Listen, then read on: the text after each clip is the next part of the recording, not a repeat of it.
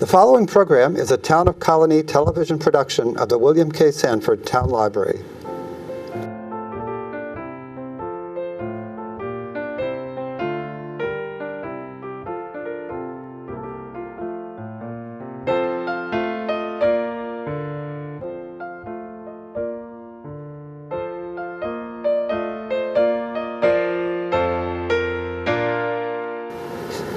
Hello, my name is Barbara Richer, and I will be your host for an open door on the arts. We're going to roam through the environs of Albany in the Capital District, discovering all the special artists that enrich our lives every single day. We're not going to roam too far today. In fact, we're just going up to New Scotland Avenue, where there's a very special little art gallery waiting for us. It's called the Opalka Gallery, and I'm hoping that all of you will join me not just here, but perhaps in person at the gallery to see the wonderful, wonderful programs that they do there. The Opalka Gallery has been there since about 2002. It's part of the Sage Colleges, and it's right on that campus on New Scotland Avenue. It was built with funds from the Opalka family, and the college uses it to its full potential with magnificent shows, both with the students and special curated shows that they bring in. Our special guest today, two special guests actually, Elizabeth Greenberg is the curator and director since 2013. And the co-curator of today's show, Ed Ticson, who is a co-curator and adjunct professor of drawing and painting at the college. Welcome so much to this show. Thanks for having us. It was a pleasure that I had last week. I came over and I met Elizabeth, who I should tell you also is, beyond being just the curator, she is the director. She was the curator of fine arts at Siena College. She was with Yeshiva University Museum assistant and curator on A Perfect Fit, the garment industry and American Jewry, 1860 to 1960. That's wonderful what you bring to this position. You are also with Fairchild Productions. Publications, I understand. And the Costume Institute at Metropolitan Museum of Art. You don't look old enough to have had all that experience, but I guess you bring a wealth of it to the Opalka, so we're fortunate to have you. And I imagine that you're one of the best adjunct professors at the university. And I know that how important you were for this this program that's there now. So I look forward to chatting with you as we move forward. Maybe you could tell me, and you can hop in whenever you want to, Ed, a little bit about what all the Opalka Gallery offers, because it's more than just a gallery space. It offers a breadth of other things there. Absolutely. So the heart of the Opalka are the exhibitions that we do, but along with exhibitions, like many museums and galleries, we have a full slate of public programming that goes along with the exhibits. And that's been the case since the gallery opened in 2002. The founding director had his particular interests, and so there tended to be chamber music and certain types of speakers and films sometimes. And then I, of course, come in and I have my interests. so sometimes it can shift a little bit, but we have a wonderful little lecture hall, and so to me it seemed quite obvious when I started that we should have a film series, because I thought there was room in the Capital District for independent film. We have wonderful places like the Spectrum, but they don't give that many screens to independent film anymore, or really small films anymore, and we have the ability to do that. And so I thought we could fill a little spot in the Capital District. It's a terrific auditorium, too. It is. It is really great. Very nice size. So, and very comfortable. And then we have an artist lecture series that's new in the past. We're in our second year of that. So that's in conjunction with the art and design department, one of the professors there, and I co-run that lecture series. And so that will always include, if we have an exhibiting artist, that artist will be part of the artist lecture series, of course, but then we'll have 3 other artists that term. So it's the goal is 4 per term, 8 per year. And we are the Capital District holder of the license for Pechakucha, which is a presentation format. That's this really fun presentation way of presenting. It's 20 by 20, 20 slides, 20 seconds each. They auto advance, and so you have to just get up and speak, and you can't go back. How wonderful. The speaker does not control the slides. I control the slides, and it was founded in Tokyo by an architecture firm to be, it means chit-chat in Japanese, Pechakucha, and it was meant for designers to have a way to share new work. Maybe they weren't all the way through a major project and they were just starting it, so they have 6 minutes and 40 seconds to share, to get ideas, to network, and it's meant to be fun. It's meant to be sort of a lighthearted, the opposite of death by PowerPoint, basically. So that gives you a little bit of a sense of power. I'm guessing, you know, when you hold your button, the button down. Yeah. Well, I use it graciously, but so that's been really fun. We started doing that in pretty soon after I started. Spring of 2014, I guess, so we're going on almost 2 years of it. And our next one will be January 29th. And it's a mix. It doesn't have to be artists or designers who participate. It's all different people. So if you have an interest, if you're passionate about something, then we want to hear about it. And so we really, the nights are very fun. People who come always say, oh, I'd love to do that. And when's your next one? It's so great. We usually get a local brewery to sponsor. Well, does that mean if you're interested in a cause, or is it something within the arts world specific? No, it doesn't have to be in the arts world. We've had different, there's a website for the global, this exists in over 700 cities. So the closest one to us is in Pittsfield at the Berkshire Museum. So they hold for their city, they hold the license. Then you have to go to New York or New Haven. They had Boston, obviously. So we're very fortunate to have it right here in our backyard. Yes, and I imagine some of us are hearing this for the first time and may actually find causes or arts or things that we would like to discuss in a forum. So our last one, we had a few people who presented on video game topics because of our current exhibit, and those were really interesting. We had someone present on the Girl Scouts, what the Girl Scouts mean to her. She works for the Girl Scouts. Her mother worked for the Girl Scouts, so that was kind of, and she's trying to introduce Girl Scouts to this format. She wants them to try the presentation format, and she thought that if she was going to make her Girl Scouts do it, she should do it first. So I thought I quite admired that. All different people we've had. A mathematician, spoke on visiting France and visiting major sites and cities. So all sorts. It can be anything you're passionate about. So if our watchers were interested in perhaps coming up with something or learning more about exactly how it works, they would go to your website? Yes. Okay. All our information is always on our website. It's on our Facebook page. We have a Twitter account. Our handle is at Opalka Gallery. Very easy to find us. Please follow us. We like to have followers. It's such a wonderful venue, and that's such a wonderful offer to be able to do something like that.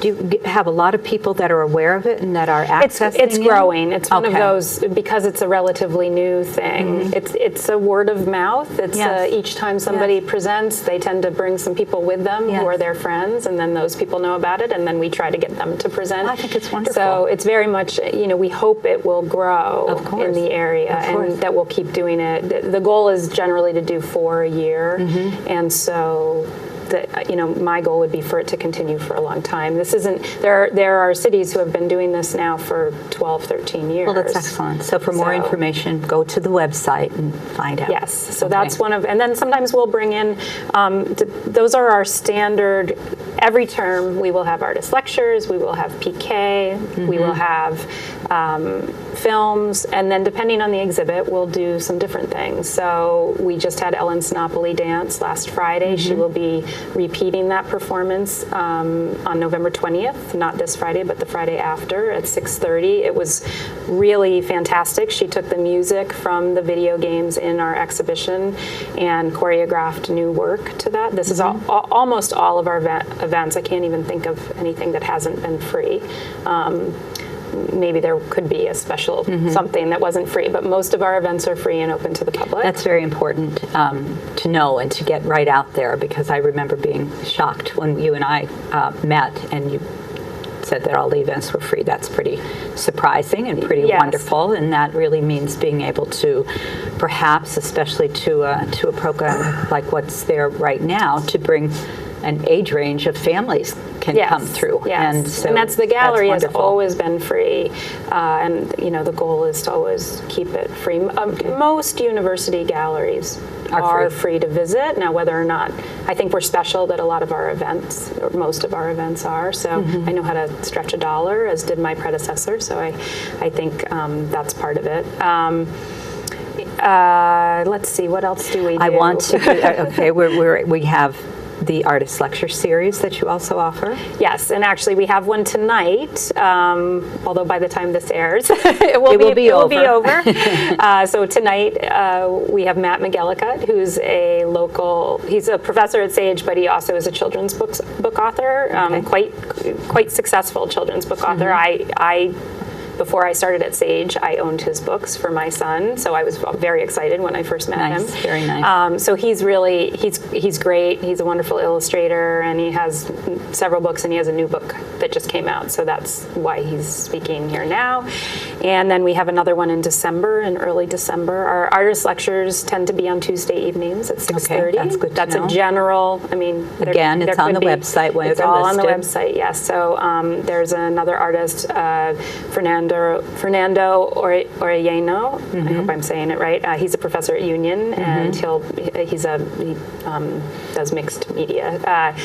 I'm watching, every once in a while I look at Ed and I'm watching him agreeing with everything that you're saying. We'll just say it our Ed is, Ed will have a turn too. Yes. To be clear, Ed is the co-curator on the current exhibit we have, not the co-curator at the gallery. Oh, I'm sorry. I misled everyone. So he's on the current so exhibit. He doesn't, no offense, but he has nothing to do with all these other things that we do at the gallery. As a faculty member, it's a great resource for us. So you can see, just being so close by, it allows us to bring over our students and to be able to enjoy all these different programs. Absolutely. And Ed's resource. And refer students to some of these lecture things if they're relevant, or whatever might be relevant that's going on at the gallery. It's a great resource to say. Absolutely. And Ed's been a terrific supporter of the gallery certainly since I started. He's one of the professors who always brings his classes. He really takes advantage of what the gallery has to offer, and so that's been great to see. Not just on this exhibition, but on our other exhibitions. And I know that you were really pivotal in a lot of ways in this exhibit. So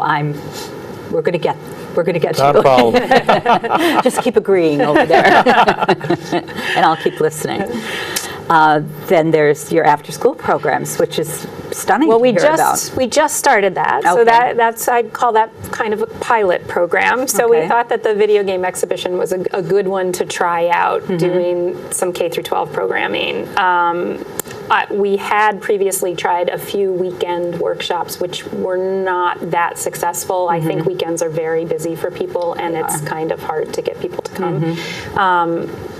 I'm a parent, and I obviously know lots of other parents, and I see that there's a need for, first of all, more arts teaching for our children, and also for after school programming for when there's two working parents in a family, and so that's kind of there's a personal pull, and then I think the exhibitions, certain exhibitions really lend themselves. So you're absolutely right. This one we did a 5-week program that was based around sort of the idea of video game art, and we brought in an outside teacher. Her name is Kathy Cesari, and she does a lot of programs at the library. The libraries in the area. She may have been here before. And so she has a book that just came out about kids making video games. So we thought, well, this is a good fit. Let's try it. Yeah. So over the 5 weeks, we have 7 games. She used 5 of them as inspiration. She would talk to the kids about the game at the beginning of the class, and then use it as a jumping off point for a different project. So 1 week she did, there's one game, if you recall seeing it, where all the figures are sculpted and they're sets that are built. Yes. And it's a claymation type game. She got a claymation app, and she had the kids build sculpted Wonderful. figures and then Wonderful. do a sort of claymation process with it, and the kids were very engaged. And I thought, something like that's terrific. They're both producing art, and then they're learning something like the technology side, something like claymation, which was sort of the idea with this, that video games combine art and technology, and so what's a program where we could do and that the whole as well. notion, I think, just of introducing it, and that connection that takes place in the brain and down through the hands and in the imagination is so, you can't start early enough to just begin that thing, that magic that starts to happen when you offer those senses art. It's actually very important to start early. Art. Yeah, absolutely, as early as possible. Actually, Yes, you're right.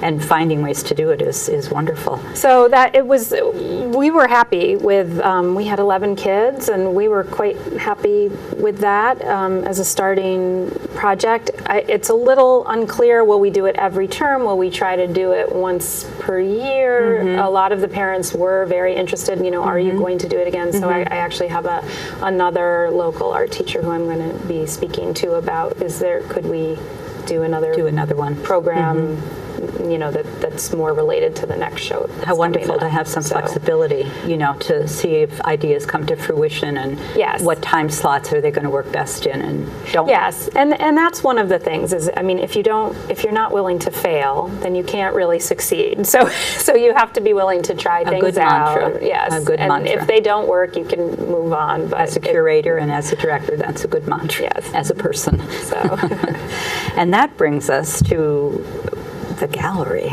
itself, in terms of the programming, all of the wonderful package of things that you offer the community. And the gallery brings us from concept to console. And I must say, I was intrigued when I came, and I wasn't a complete believer. And so I had to be transformed, and I was by my visit through. And I remember asking you, so what can, I'm a grandmother, I'm a mother, I'm a grandmother, I'm of a certain age. Why would I come to see something about video games? Because I really don't understand a lot about video games. And by the third group of artists that you had, I was completely engaged. And I must admit, hadn't really appreciated the art in the video games when my children or grandchildren would show me. It would just be another game. Right. It's stunning. It's so interesting, and it's like a whole other door opened for me. And if it can happen for me, I think it can happen to a lot of our audience. They just need to come and see and engage. And well, I think that was one of our ideas, because the show hopefully will appeal to everyone. So I don't think you have to be someone that likes video games or knows anything about them to appreciate the show. One of the things we want to showcase is the fact that there are really serious, talented artists that are behind the scenes. Absolutely. And the quality of the artwork is so good that even if you never pick up a video game, you can come in and see just how good the artwork actually is. So I really do hope that people, again, that really have no interest in video games will still be open to come over and see it. And I think you will really see some exceptional artwork. And what we like to think of it as the medium of our time. It's the news medium, and the artists themselves view it as a new tool, a new way of expressing their own art form. But at the end of the day, they're great artists at their very core. And that's, to me, that's one of the most important things about the show. And I think that we don't appreciate or realize that. I don't think that the kids do either. Right. So across the boards, I don't think the kids that are using it, and I don't think the adults that are trying to engage with it or trying to, be a part of the kids' lives are understanding that if they look a little bit closer, they're going to see some pretty amazing art there. Right. And how did that happen? And who are these people that are making it? So there was a little thing about it on your website. Interactive art is the new frontier in art, and that was said by a gamer. Dave Bill, he's one of the lead concept artists at Vicarious Visions here in Albany, and I don't think that people of a certain age think about that as art, and I think he's right, though. Having seen your exhibit, I understand what he's talking about now. So whose absolutely first idea was this to bring It's hard to say. It came out of a conversation. You want to tell the story? Ed, when I first started, we were planning the faculty show. We do our faculty show once every 4 years, and so it was coming up right after I started, and so all the faculty were coming into my office and bringing me work to show me work and what were we going to put in the show, that kind of thing. And since I was new, I took that opportunity to try to get to know the faculty a little bit better, their interests, and what kinds of exhibits they might be interested in seeing, and just in general pick their brains. And so Ed came in, and Ed had some very beautiful nudes that he brought in because that's one of his specialties. And then somehow we got talking about video games. We just, we're both chatty, and so we just ended up on video games. And Ed's a gamer, and obviously he's an artist, so he very much sees the games through an artist's eye, I would say.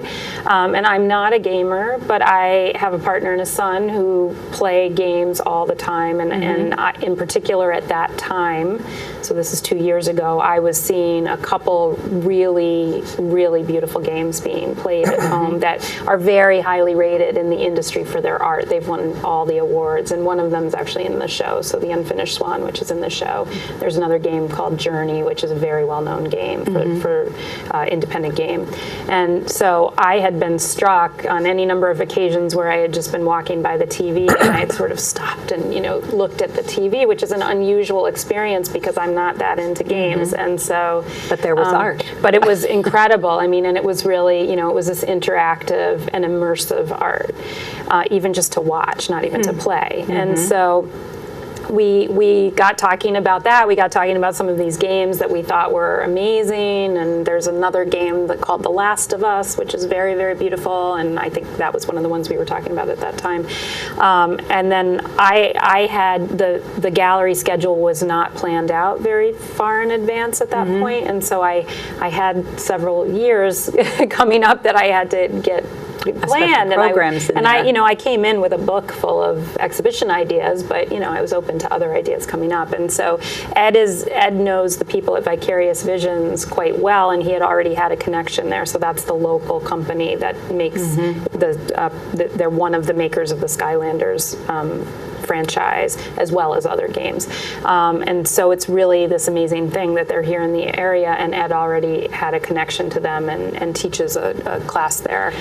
That's interesting, and it's one of the things that I've been so impressed with in the past year that I've been doing this.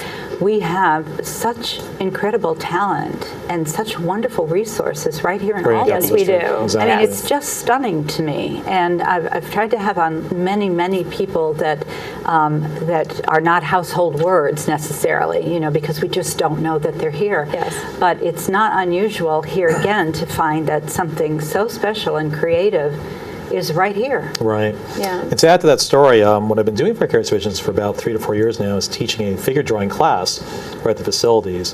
And through that, I've kind of really discovered just how much of the fine arts plays a role in the whole video game industry.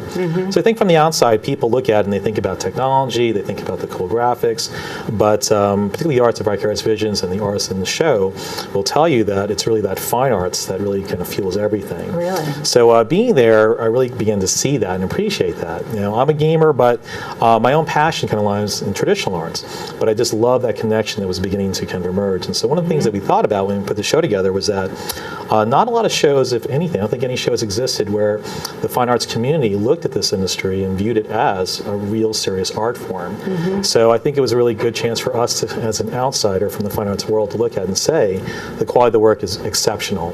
And it kind of came from that understanding that fine arts drives everything. Right. Yeah. So it's not like the gamers trying to persuade us that there's art that exists in the game. Actually, it's kind of an interesting attitude between the gaming community itself and the gaming industry and the arts the fine arts community, because one of the things that you see is that the industry they certainly have awards for visual, exceptional visual work in the games, and within the industry they will put up exhibitions at their major convention, like E3, which is a major convention, but there's no They don't work with, because galleries have been museums and galleries have been really, frankly, so snobbish about it, Right. and so dismissive of it that I think the gaming industry has then been like, well, we don't need you, kind of thing, and so there's been a little bit of a split, and I think that that's changing, but it's interesting. There weren't when we had our conversation. And we're talking about this, and then I think it was me, because it's my gallery, I said we should do a show on this, and Ed was like, yeah, that would be great, and so that's where we sort of naively jumped right in. The first thing you do as a curator is you see if anybody else has done the show. So it's great to have that idea, but it's rare that you have the great, brilliant idea and nobody else already had it. So nobody else had the idea? Well, I Googled, and what immediately came up was that the Smithsonian had a major show called The Art of Video Games, which hadn't really been on my radar. Because it's not a subject that I was particularly following. And so that was traveling. I think it went to 10 venues in the country, 10 or 12 venues in the country. And so I saw that. I immediately was, sad. And I think emailed Ed about it. And then we read more about that exhibition. I got the book from the exhibition. We both saw it, and it was in Syracuse at the Everson, and then it was at the Hudson River Museum in Yonkers. So he saw it in Syracuse, I saw it in Yonkers. And we both realized immediately that it had nothing to do with what we were Not your talking about. concept. No. Yeah. It was, while it was called The Art of Games, it was really about the cultural history of video games, Okay. as you would expect the Smithsonian to do. And so there were maybe 3 very small concept pieces in the entire exhibition, and it was a big exhibition. So we you're felt much better. groundbreakers. Yeah, well, we You're were happy. groundbreakers. That's what we were trying to And do. then there were a few other exhibits at a couple other places I found that weren't what we were looking at. So there was one in Atlanta at the Design Museum in Atlanta that was about women in games, but that wasn't, again, it wasn't about the art per se. It was about historically women who had been important in making games. And that was not a show I saw, but MoMA had started collecting a few games, but when they were when they are taking on games, they are taking them on as the game, as the whole work of art. Yes, and so again, that wasn't. We had an intimate story that we wanted to tell about Focus the visual on the visual art. Yes. Well, I'm going to just jump ahead a bit because we only have a little bit more than 5 minutes left, and this has gone way too fast. See, I told you we were chatty. I know it. I know, and so am I. And there's the problem. I want to get to the point where what will happen for our audience is what happened to me when we walked through, and there are often curator lectures. If people time they're coming, and so someone goes with them and talks with them about these different things and the different art that they will see. I was so blown away just to see some Klimt and wonderful, historical artists that were actually there all of a sudden. Their influences were actually there. Can you speak a minute to that? Yeah, a lot of the artists there, as we talked about, were trained classically, and if not, they had a deep love for that. So the artist you're referring to, her name is Gen Z, who worked on Transistor, and she's one of my favorite artists from the entire show to talk about because, again, she wasn't trained classically, but since a child, her family exposed her to the fine arts, and she just has this enormous love for classical painting, particularly Art Nouveau. She talked about John Singer Sargent, Gustav Klimt, his arts that inspired her. And then if you look at the artwork, it's a video game, but you will see that direct connection. So little things like the pattern work, the color palette from Klimt, John Singer Sargent's use of individual brush marks and leaving them there were all things she incorporated into her artwork. And she's just one of the artists that really thought about just their love for passion for that fine arts, and it comes out directly into the artwork that you see. And what's so wonderful and really won me over is that if I can become more aware of that, then I can share that perspective with my children or grandchildren, and let them grow to appreciate and understand what they're really looking at. What they're really seeing, not just a video game, but histories of art. Right. Then I know that there were the artists, and I forget their names, but they're towards the end of the exhibit, Czechoslovakia, I think, and Sweden. From the Czech Republic, there's 2 games. Prague and Sweden. And then there's the Swedish game, yes. Absolutely incredibly beautiful. I mean, you would put this work on your wall. You know, you could put some of this work on your wall. Absolutely, And yeah. I can't believe that my children are watching it on a video game and maybe not appreciating it as art, and that I'm deprived because I'm too narrow to look at a video game, you know, from seeing it. One thing I do want to say with that, and I don't know what games your grandkids play, but not every game. I mean, this was a point that Ed and I have talked about, and that not every game is great art. Yeah, and so what you see in the exhibit, out of the 7 games, 6 of them are what we would call indie games, and so they're really being made on much smaller budgets by people who have started these companies or joined these companies because they don't want to work for the big companies anymore and just do like totally commercial work. So Ed and I both agree, and this is something that we talked about in that original conversation that we had about sort of that we don't believe that because something's commercial, it automatically isn't art. We don't really buy into that idea. But that being said, there is work that is so highly commercial that the artists don't really get to have their own say. And so these are not those games. Right.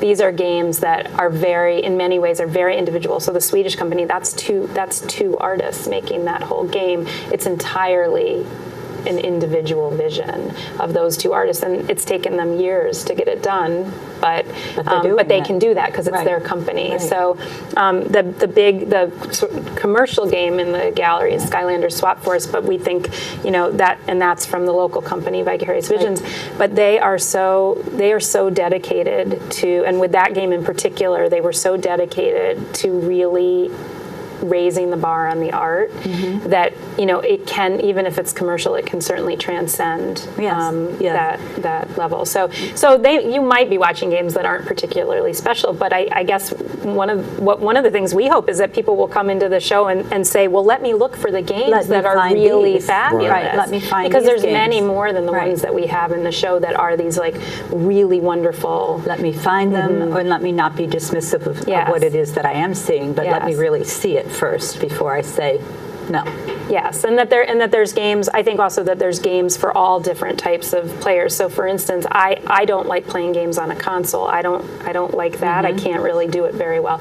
But I don't mind playing them on an iPad. And a number of the games in the show can be played on an iPad. And so, you know, I'm able to appreciate those. The console games I watch and I don't play myself, but I'm able to appreciate those iPad games myself. You know, Ed is good with the console, so a little bit of everything. He played through all the games. Well, Ed, do you find in your classes, since this exhibit and this idea, has this Does it translate? How do you? Absolutely. I think one thing that's really wonderful about this is that it taps into the youth, and I mean, almost every young kid, plays video games with their friends too, so they're really drawn to it. I mean, it's exciting, it's fun, and I was kind of part of that young generation playing back in the Atari 2600. But what's wonderful for me is that it gives me a way to kind of tell them, if you want to do this, and a lot of kids do, and if you're really interested in this, then study fine arts. So again, it's just making that case that, you know what, technology is definitely important, and you'll have to learn certain part of technology, but before you can do any of that with technology, you have to be able to draw, you want the have to be able to paint, background. right? You have to understand all these ideas, and that this is just that new medium, that new tool. So it's a really great way to kind of excite, you know, young people about the arts. And I guess a great debate comes up where, like, the traditional arts die out, and I think it's a big concern for a lot of us. But this is actually a way to kind of marry those two ideas. That as we move forward, technology becomes increasingly a big part of our lives. Don't forget the art training. Yes. And just that basic understanding is what's going to allow you to make those great, you know, visions appear on the video game screen. Yes, I think that's so important to remember. And one of the things we heard again and again was that the concept artists on these games were so integral to the development of the whole game, right? So they're not just separate, just, you know, painting the pictures. They're integral to developing character, to developing the whole storyline, and that was something from the smallest companies to the biggest companies. We were hearing that, and that, I think that was something that in some ways we were almost surprised by. The art informs the game. Absolutely. In many ways, and Yeah. vice versa. I mean, that it's a very interconnected, the art and the technology is so interconnected, but that the artist really does have quite a prominent role. How on very these exciting. games. How And very so- exciting. Now, how long does this exhibit run? This is up through December 13th, so Okay. there's a little bit longer. We are doing one more curator's tour in the first week of December. I can't remember the exact date. It's a Thursday evening at 5:30. Okay. We have 2 more films. Our film series was all video game related this fall, so we have one coming up next on November 19th, I think it is, and then we have one on December 4th or 6th, whatever the Thursday is there.